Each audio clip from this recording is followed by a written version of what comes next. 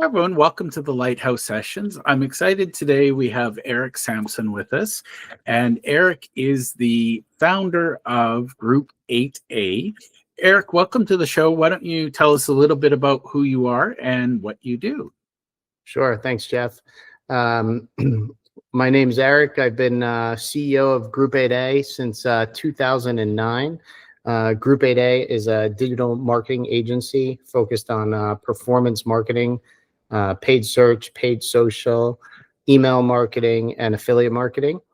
And, we've been in business for about 17 years now. I started this business because I had my own e-commerce business and was frustrated with the type of agencies that we were able to hire. And so this business from the ground up is really built to serve the client first who wants an agency that prioritizes them over themselves as a business model.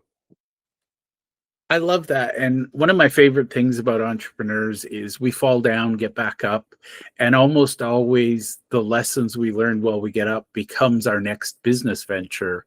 And I think that's in what I'm hearing is with your marketing, you couldn't find what you needed, so you built it. Is that fair?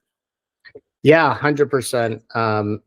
I had a cosmetics business that sold cosmetics online in the early 2000s when e-commerce was kind of a weird thing. If you could believe it, we were still having clients mail us checks, deposit the checks, wait for the checks to clear, and then ship some of the product out. I don't think Shopify even existed yet, and Google AdWords was so small I had to explain where our traffic was coming from. That said, over the course of trying to figure this thing out called marketing, and especially digital marketing as it was growing and evolving, we hired agencies. People would call us up and we'd hear about people and we would hire these agencies. And when they helped us, a lot of them didn't help us, right? That's kind of par for the course, but some of them did help us and some of them helped us a lot. And oftentimes it seemed like they were either as surprised as we were that it worked or upset with the deal that they had. So if we had to pay a lot of money up front, but then they ended up making us a lot of money, they wanted more money from it and they wanted to change the deal. If it didn't work, they wanted to get paid to try something else. And it always felt so disingenuous. It always felt like your business model is so clearly about you when everything in your sales pitch says it's so clearly about me. And I'm okay with either, just be consistent. Right. Yeah. And the inconsistency was what really frustrated me. And so we had one really bad situation. We sold our average basket size, our average order value was about $30, $32 to be specific. Our cost per acquisition on Google AdWords was about $8. We hired this one agency, the biggest agency we had ever hired.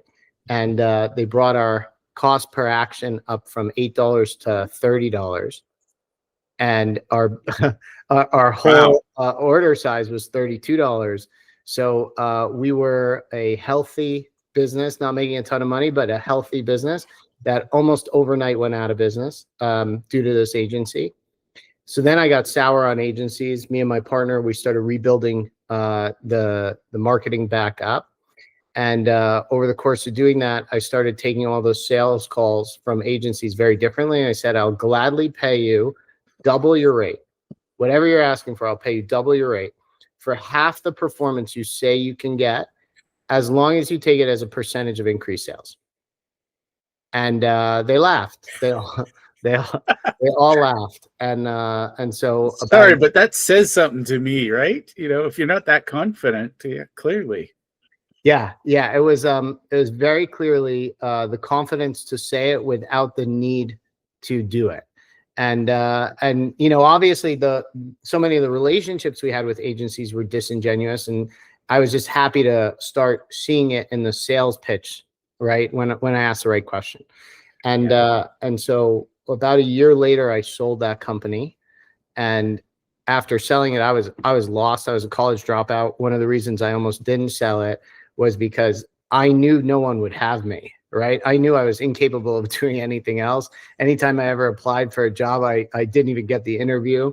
And so if I sold the one thing that made me money, it's like, how would I ever make money again? I was still very young. I was in my late 20s. And so I spent a lot of time thinking about what to do. I had a friend of mine he yelled at me. My friend, his name was Matt, great guy. He said, you don't know how to make a resume. You don't understand that you have a value, that you've been doing something that's meaningful. He made a resume. I got a job interview at Louis Vuitton. I got a job interview at DirecTV, and I got a job interview at WWE, the World Wrestling Entertainment. And I had never gotten a job interview before. And so this was all like really exciting to me. And then after doing the job interviews, getting excited to work for all these companies, because they were all such exciting companies, things I never thought I'd be able to touch. I don't know. At one point I realized, like, I don't want to have a job, right? I never had the option of having a job, but once I had the option, I realized, like, I don't think I want a job. And so then I just, started thinking about what to do. And the thing that really bothered me is that there was no agency to help companies like mine. I had a really good little company that had a lot of potential, and all these agencies had the skills that I needed and the institutional knowledge that I needed in order to get to that next level. And it just wasn't really available. And so I decided I was basically going to start a company with that wise ass remark I was making. And I wanted to charge double the industry rate for half the performance they all said they were going to do, but actually deliver it and get paid that rate and take it all as a percentage of sales. And so for the first 5 years or so that Group 8A existed, every deal was a handshake deal. There were no contracts, no commitments. If I wrote anything on paper, I wrote, "This is just so we remember it. You can cancel at any time. You can not pay. You can do whatever you want."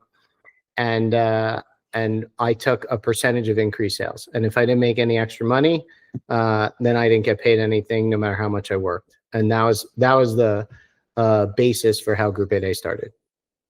Well, and honestly, as a fellow entrepreneur, I can respect that, because it really bothers me when marketing agencies are, nope, this is our fee, take it or leave it. And I had a friend who paid a world-class, they were the leader in their field, £30,000. And they effectively ran a month's worth of Facebook ads and came back and said, "Well, we've proved that your audience isn't on Facebook. Do you want to sign up for next month?" And I was just like, wow. For starters, I told you up front, your people aren't on Facebook, but now you're 30,000 pounds into it. I hope you believe me, but it was just amazing that there was just no sharing of risk, no recognition of failure. It was just, okay, now here's more money. We'll keep going, but you got to keep paying us. And I went, what kind of model is that? That's the agency model.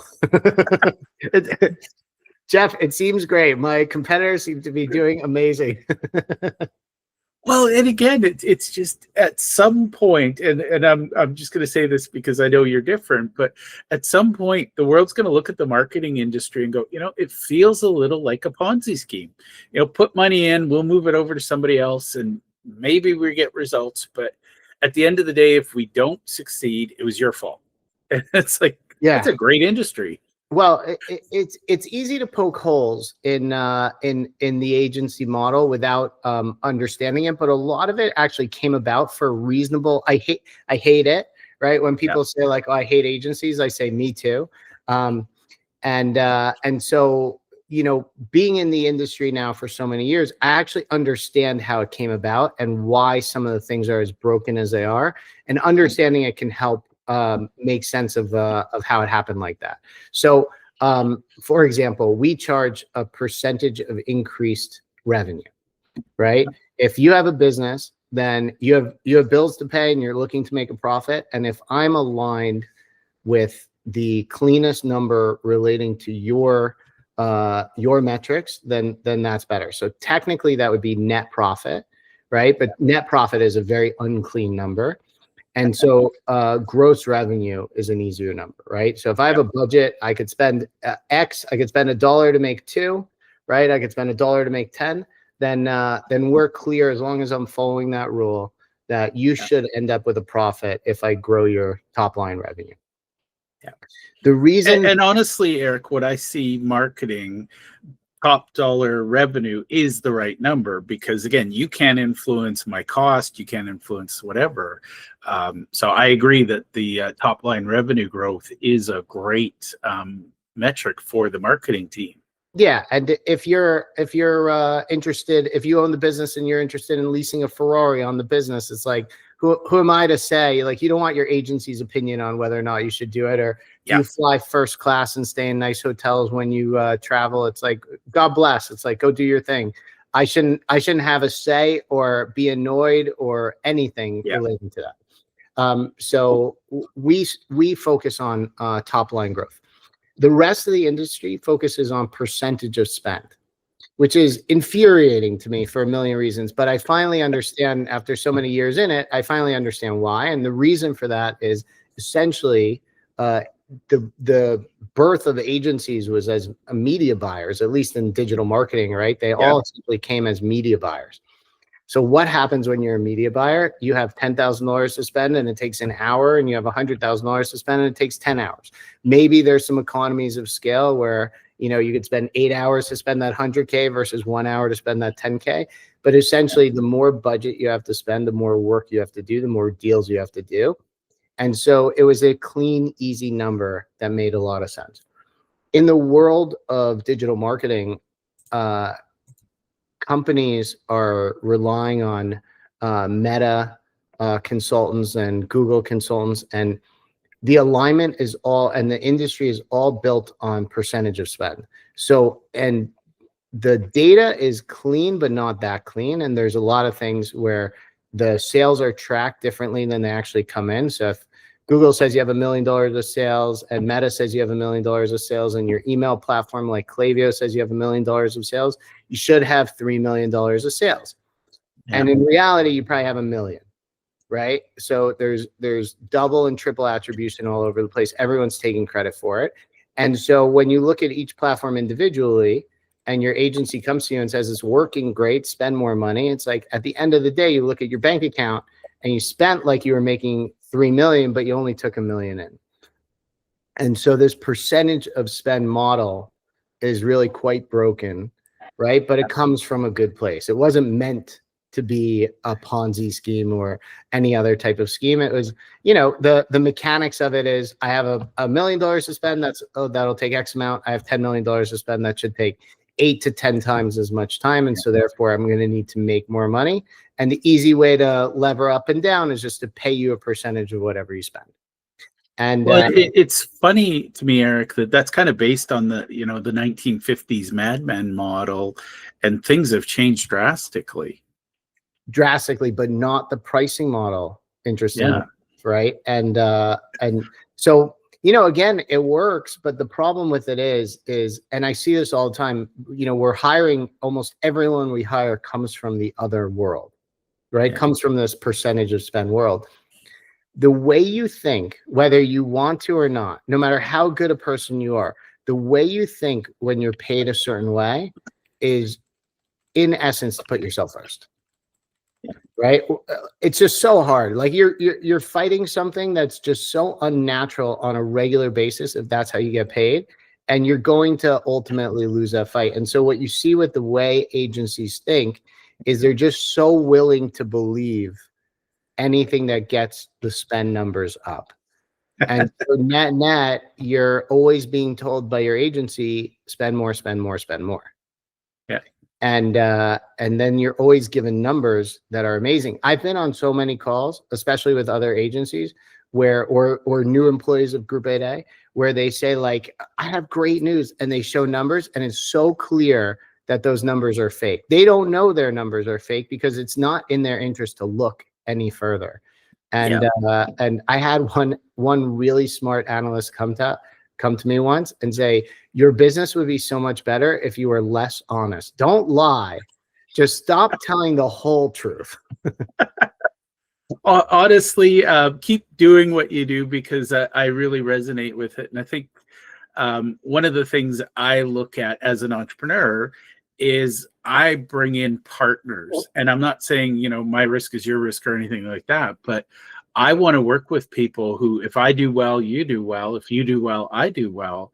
And I think a lot of the old model, it's you do well, whether I do well or not. And between you and me, I had a friend who spent with a very well-known agency $100,000, years worth of time, energy, attention. He did everything they told him to. At the end of the year, 0 net new clients. And the agency's solution was, well, let's double down on this. And I'm like, you want my friend to spend 200,000? I'm going to raise my hand and say no. And it was fascinating that the agency didn't even blink. To them, it was, well, we need this 100,000 in revenue. So therefore, I love a partner that sees it. Now, you mentioned something right at the beginning I want to come back to, because most people will say, and you can laugh at me the way I'm going to say this, but I'm seeing a lot of posts on LinkedIn right now where they're saying social media is dead, email marketing is dead. Everybody's saying something's dead. And I feel like somebody's being mean and murderous. But I heard in my head, and I can't remember all of them, but you basically talked about sort of 4 pillars where you're getting attention, I'm assuming, on social media, and then building out the emails. It feels like a very different approach, because most of the agencies I know say this is the one way. And yet I heard you say at least 4. And so I wanted to come back to that.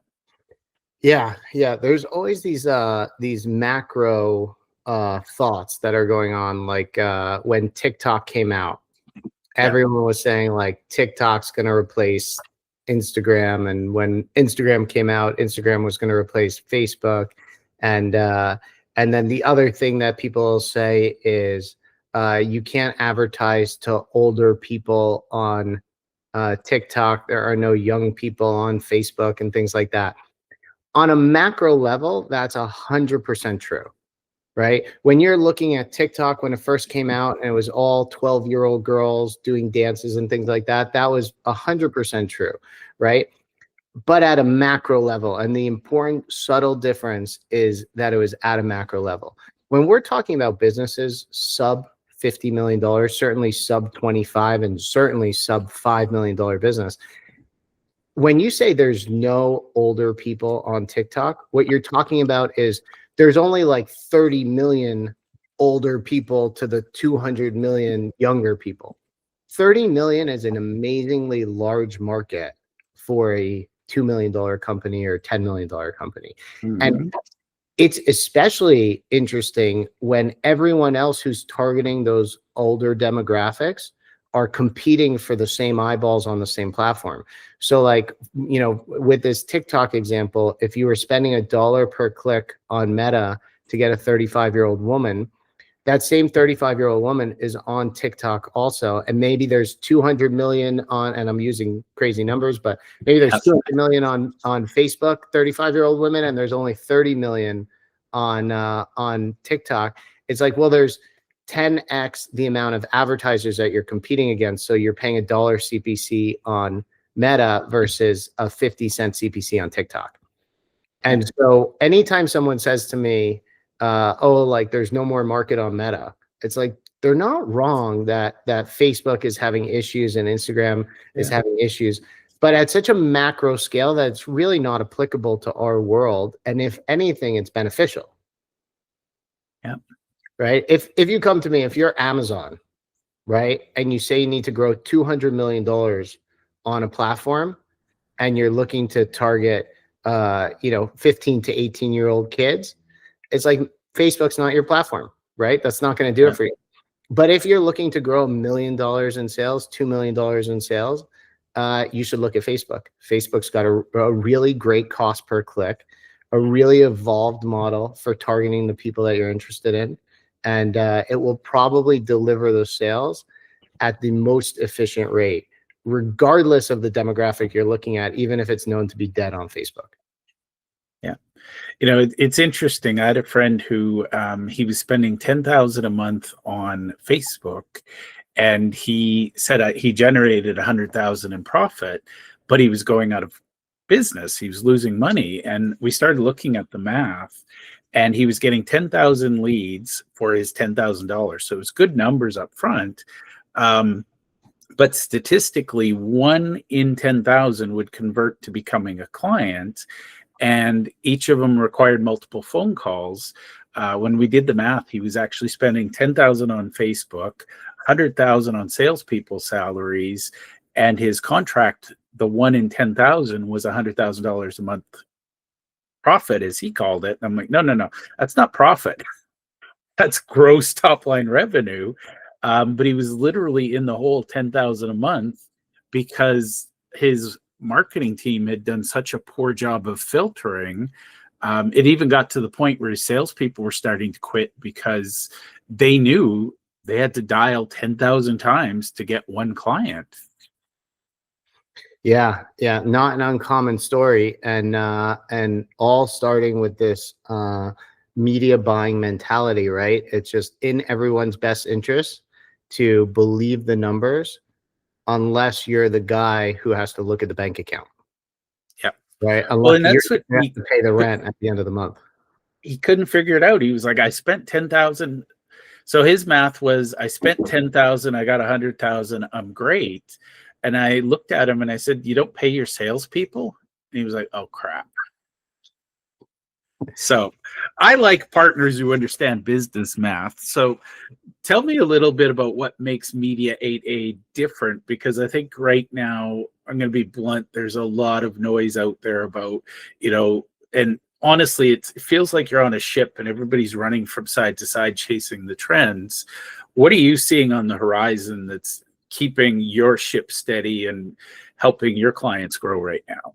Yeah. So it's kind of like this too honest approach, right? Which really helps us. So the first thing is I tell everyone we interview that we're client first as a business model. And I think that's the business model that is the only business model available to agencies that's really going to work over the long term. And, every time I interview someone, they always say like, oh, that's awesome. That's awesome. I'm like, wait for the second part. We're employee second, right? Which means if I have to choose between making you happy or making my client happy, I'm going to make my client happy first. If you have to work late one night or work on a weekend because a client needs something, it's like, we're going to do it. That's what client first means. And it sounds like it might be hard to hire for that, but there's givers and takers in the world. And we have a business full of givers, right? This is what they do in their daily life anyway. This is what they do in their personal life. This is what they do professionally. They are natural born givers, and they prioritize someone other than themselves first anyway. And they're just happier here because that's our model. So that's a big part of how we're different. The other way that we're different is because our pricing model is so different, it's in our best interest, unlike most of the other industry, to look, right? And that's not to say we don't get tricked from time to time. We do. And we get excited about fake numbers too sometimes because they're complicated. These things are really complicated. We have a proprietary dashboard, and I got a page mocked up for me once, and I yelled at them and I go, this is too complicated. There's too many numbers on this page. They go, okay, take some out. And I'm like, God, I don't think there's any to take out. I think that it's so complicated. So, there's a lot of places to get tripped up, but we are all paid in accordance with trying to see through the fakeness of some of the numbers. We're trying to see through when the attribution doesn't work, when it's a true incremental sale. Incremental is a common word that's used here at Group 8A. And so we're looking through it. And like, I'll give you a specific example. Facebook wants you to test to 50 orders, right? Facebook wants you to test the Facebook ad to 50 orders. If you put 2 or 3 ads in a single campaign, it will generally spend on one the most, a little bit on the next one, and only like $5 on the next one. I'm not prepared to say after $5 that a copywriter's hard work, a creative director's hard work, a designer's hard work, an account manager's hard work is all worthless, right? We're throwing it out at $5. But Facebook is so confident that they know their audience and they know which ads will work that they throw it out at $5. But when they tell you to test, they tell you to test 50 orders right? And spend your CPA on it, right? So if your cost per order is $1, they want you to spend $50. But if it's $100, they want you to spend $5,000, Yeah. right? So what that ends up being is every test is going to cost you, you know, $2,000 to $5,000, let's say, right? If your CPA is you know, $2, $3, sorry, $10, $20, and then up, right? So you're going to spend $2,000 per test, maybe $3,000, something like that. We test to $200, right? And the reason we tested $200 is we asked ourselves this simple question: is what is the least amount we need to waste in order to find out if this ad is good or bad, right? And at $200, we don't know if it's a good ad yet, but we can tell a really bad ad, right? And we can tell a bad ad. So what we basically have is, you know, we have 3 metrics: click-through rate, cost per click, and return on ad spend. And so I'll just use cost per click because that's the easiest number to understand. If the cost per click for our average account is $1, right, and then we're getting ads for $2 and $3, we should turn them off quickly. We shouldn't agree to Facebook's standard of 50 orders and spend $3,000 or $4,000 to find out that that ad is bad. I already know it's bad. It's spending double or triple. Who would ever spend double or triple for an extended period of time? Who's going to see waters for sale for $1 and then see one for $3 and choose that one over the other one when they're all the same? Yeah. So the other thing that's interesting is there's no standard benchmark, right? When I say the average of the account is $1, nobody in the industry is looking at the average. Nobody's looking at it. And then certainly no one's comparing it, you know, apples to apples. The whole business, the reason why it feels like a scheme is because people are using different numbers. And again, when understood from a positive perspective, it's not wrong. They're hunting for success. So like, for example, if you have a really high CPC, if you have a really high cost per click, your honest, good analyst or operator might say, but you have really high add to carts. And it's like, well, have you ever looked at add to carts before? What's the relative value for the add to carts? If you don't look at it on a regular basis, you don't know if it's high or not. It just seems high because it's a big number, right? And so that's what you're seeing a lot happen is people are seeing one bad number and then moving on to the next. The other thing you'll see people doing, and we have a system that doesn't allow for any of this. You know, if you're normally getting $1 CPC and then you get $1.20 or $1.30 CPC, they'll say it's around the same amount. And what I always say to them is, if I cut your salary 20%, are you going to notice it? They say, yeah, 100% I'm going to notice it. I go, but it's around the same amount, right? Well, like you should have mind. And they go, no, I would mind. I go, okay, why wouldn't you mind for a client? Why wouldn't you mind for their money? Yeah.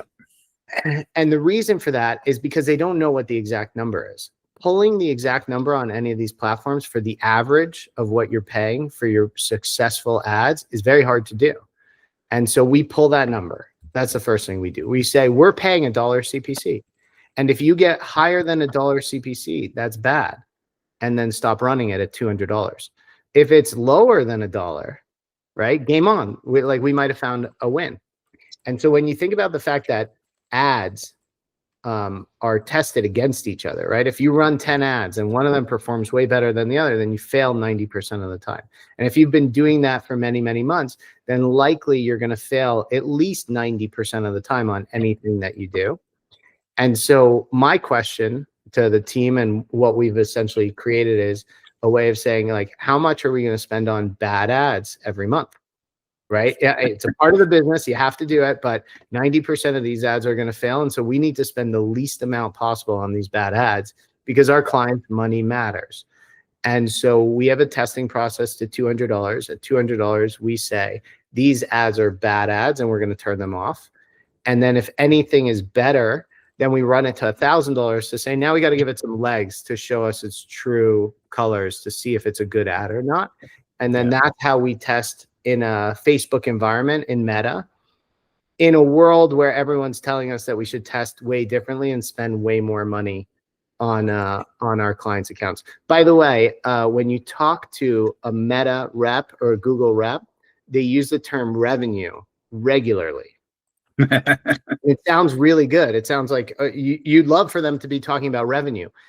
Yeah. Ask them if any of your audience is dealing with Meta reps or Google reps on a regular basis and they're talking about revenue, ask them what revenue they get judged on, and it's your spend. Their revenue is Their your revenue. They will admit it. I love that. And, I'm immediately thinking, Eric, there's an old axiom in marketing, something about, I know that 50% of my marketing spend is wasted, and if only I knew which it was. I feel like we have learned to accept mediocre. I love that you focus on the actual numbers. And, it is interesting that the salespeople are going to talk about revenue. And when they're referring to their revenue, it should tell you a little something about their priority. I mean, they're very clear about it, right? And Yeah. that's what's always so shocking to me. And when you get on a call with them, it's fascinating to hear. Almost everything they tell you to do is increase your budgets, increase your CPCs, increase. And I always think to myself, if like an employee came in and said, I could work a little bit harder on this if you double my pay for the day. Yeah. It's like, I already paid you for, like, why would I pay you double for the day? Like, shouldn't you be working hard on this anyway? And so, you give and get, right? That's how business works. It's like I give you something and I get something for it, right? But like what these platforms have done such a great job on is saying, if I give, right, and you get, then you have to give more. And it's always been the opposite. It's like when you sell to Walmart, you give them a discount.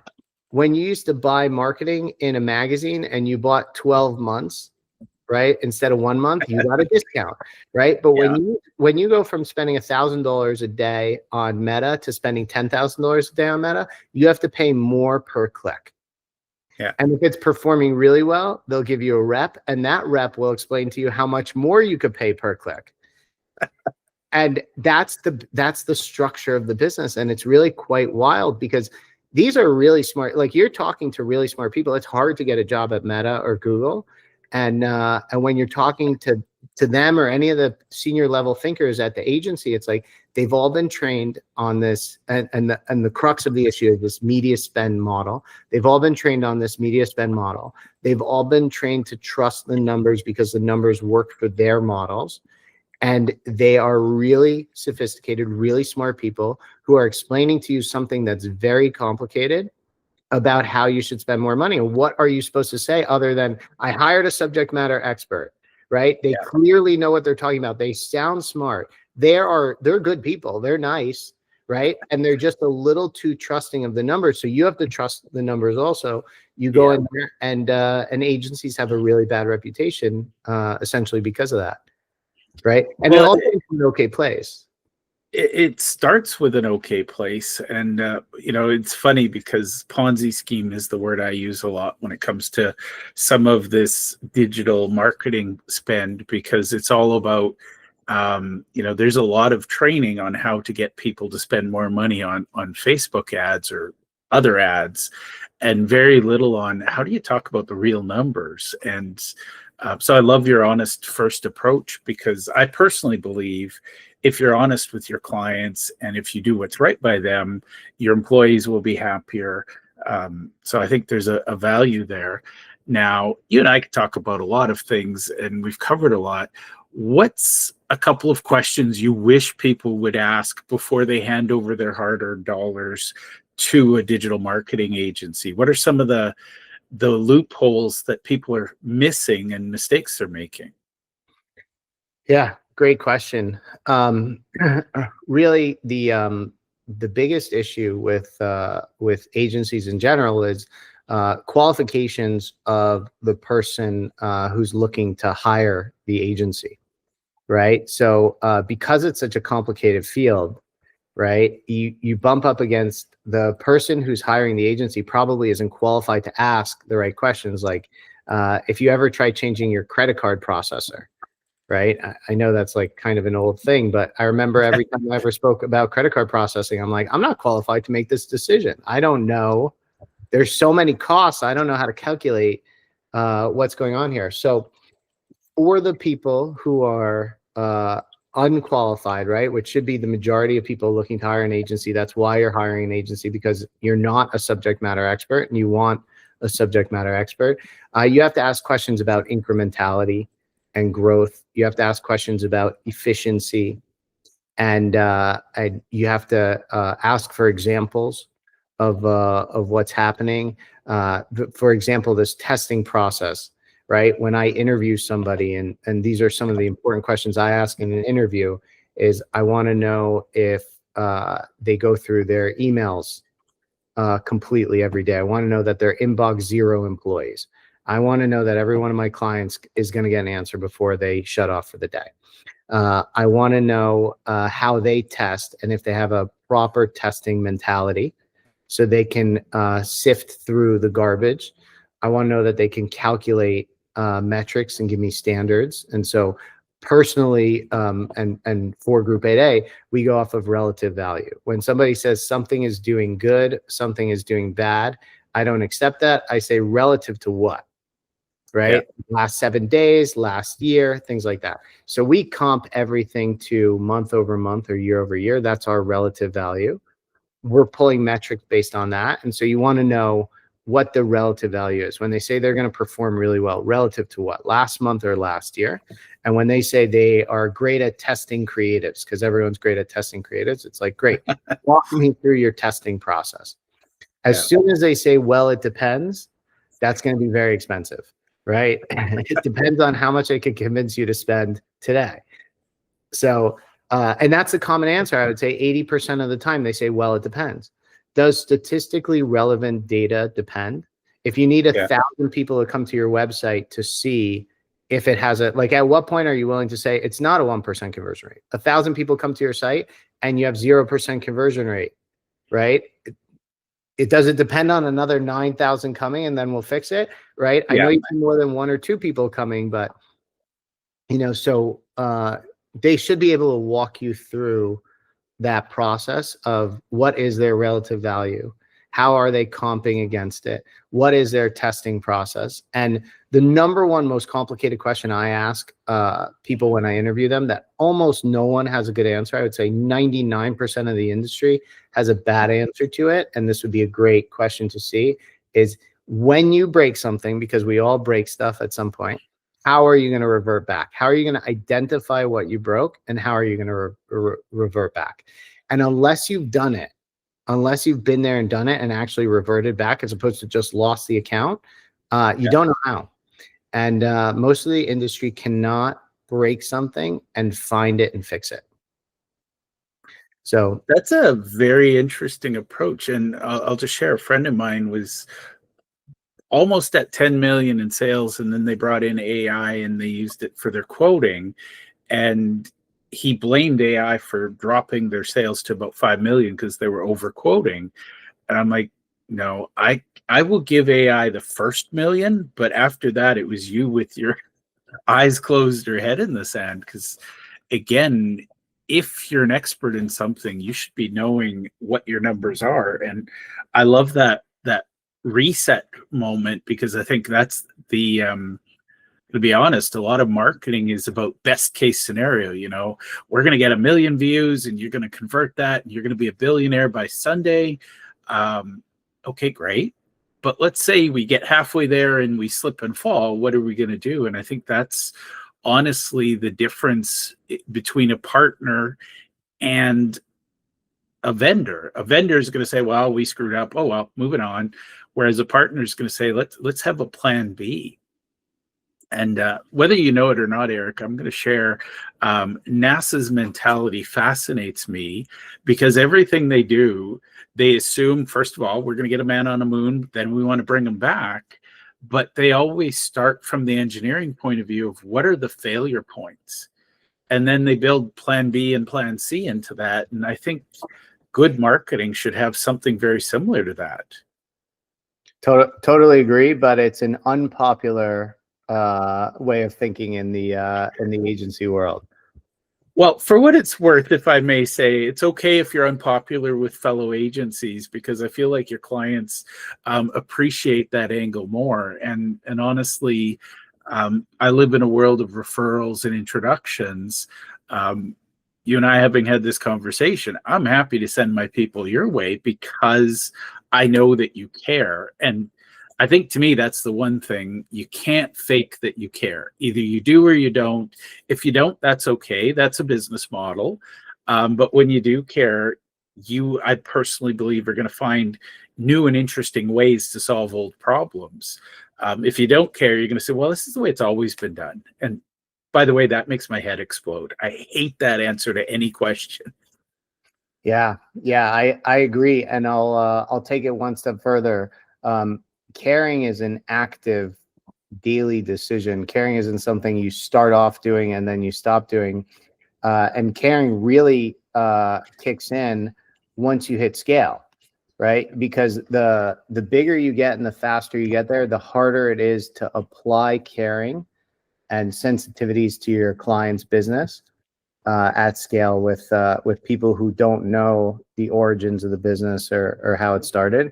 And so caring really starts when you have a little bit of disconnectedness from everything that's happening inside your business.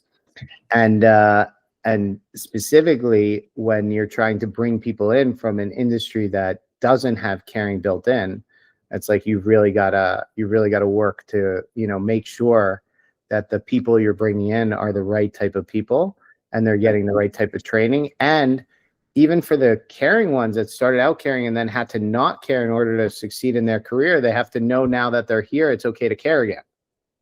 I love that. And honestly, I think that's probably the hardest challenge as a business owner, is bringing people into that culture. But I have a feeling they resist it less than you would imagine, because caring is, quite frankly, I think we were hardwired to care, and then we learned to not care because it's too painful. You and I could talk. Caring always sounds great. So even the people who don't care sound like they care. And that's kind of the trickiest part. I'm sure if you look at Bernie Madoff, he probably had something about caring in his mission statement and somewhere lost sight of that. Sorry, that's a terrible example. But as a better example, in terms of our company is, the non-caring ones, whenever we say something caring, they always agree.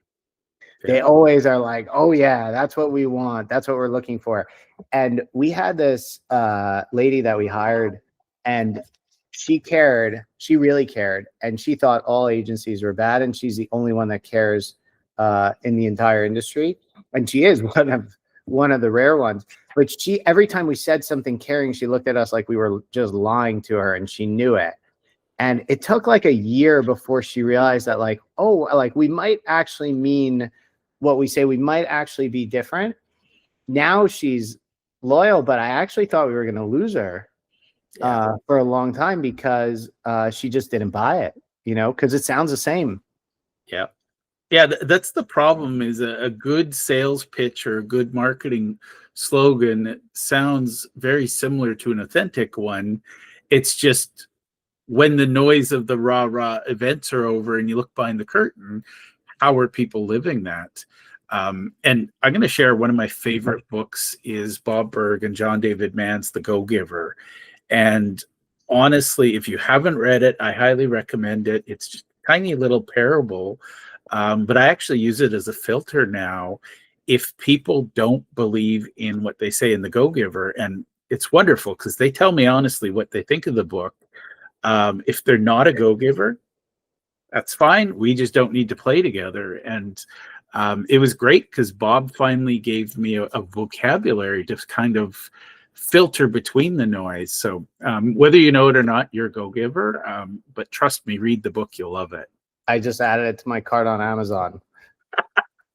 I love it. Now, one other book I'm going to share, and this is a new book in my world, but the author is Wendy Lipton Dibner, and she came out with a book called What Matters Matters Most. Mm-hmm. And basically what Wendy does is she measures the impact of our products and services on the community around us, and then uses that to define the marketing. I think you and Wendy will have a conversation because it broke my brain. I can't see marketing any other way but through the eyes of my customer now. And it's all about asking them what they'd like me to do for them to help them. It is truly, and Bob Berg and Wendy are actually friends of mine, but what they bring is this really deep customer empathy. And I resonate deeply with that because I can't imagine any other way to be in business. And, I know there are some businesses that are just transactional, but I prefer the relationship-based ones. Yeah, building a relationship with your client is one of the best feelings in the world. When they call you when things are bad, and feel like they might get a positive response, that's a huge compliment. The way I think about it is, over the course of running this business for 17 years, I've only had a handful of opportunities to show that I really mean what I say, and I'm really going to do what I say. When it's clients in a tough spot, and I'll help them out. I'll work for free sometimes. Probably the only time I was able to do it at scale was COVID hit, and most of my clients at the time that COVID hit were a bit bigger now. Were brick and mortar and e-commerce, and brick and mortar was way bigger than their e-commerce. So they might have been doing $200 million of brick and mortar and $10 million on e-commerce. And I don't know if you remember the timing, but it was, February, people started talking about it, and then March, everything closed down. At the beginning of March, I started getting calls literally from I'd say 80 or 90% of my clients saying, I need help. Yeah. Right. I need a break. And I called a friend of mine and I said, what am I supposed to do? It's like, I'm getting a lot of these calls. He's a mentor. And he said to me, I would help him. I go, what about my business? He goes, you're 100% going to exist in a year from now, and their businesses might not. Yeah. And that was impactful to hear. And so I basically said yes to everyone who asked for a discount, and I said yes to every discount they asked for. So some asked for 10%, some asked for 70%, some asked to be put on hold. I basically said yes to every single one of them. And I realized that I'm going to reference this story for the next 10 years of my life, and I do. And I need to live in a way that when I have the opportunity to say I put my clients first, I actually do it when it's hard to do, and not just as rhetoric, right? And not just a speech that I say in a sales pitch or something. And at the end of the month, and it was crazy, at the end of the month, one of the clients asked for a break on a management fee. And at the time, they were paying a $3,000 management fee, and they wanted me to go down to $1,500. And I remember saying to him, because we have a commission and a management fee, and the management fee was $3,000, and he asked for a $1,500 break. The last commission he paid was $6,000, and he was on pace to pay a $10,000 commission. So sales were exploding in e-commerce, and he was still asking for a discount on the management fee. And I said yes, but that ended up being a great year for us in terms of revenue, because all the brick and mortar business went online. We got a percentage of increased sales online.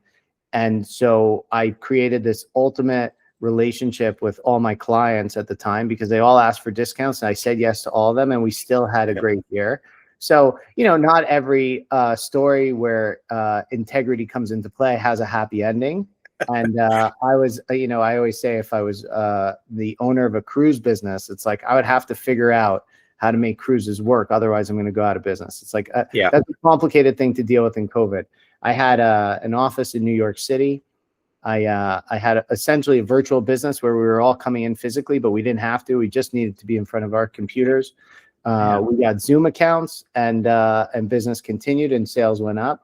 But sometimes it really pays to be high integrity, and I didn't know it at the time, right? And it was very, very scary in the moment. But we did the high integrity play, and it ended up working out.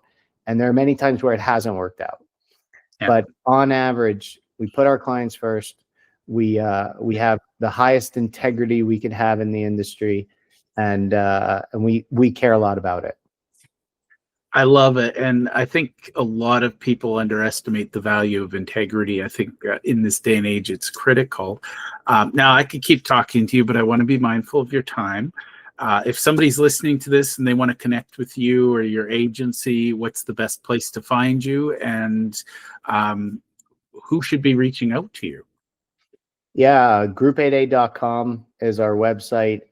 All the emails that come through there get seen by either me or the president of the company. So we're looking, we're watching. I'm on LinkedIn. Anyone can feel free to reach out to me on LinkedIn. I have an Instagram and a Twitter, but I don't even know what my hashtags or name is. So LinkedIn or directly through the site would be the best way. Awesome. Well, Eric, it was a real pleasure. Thank you for being a guest on the show. Thanks so much, Jeff. I really appreciated it.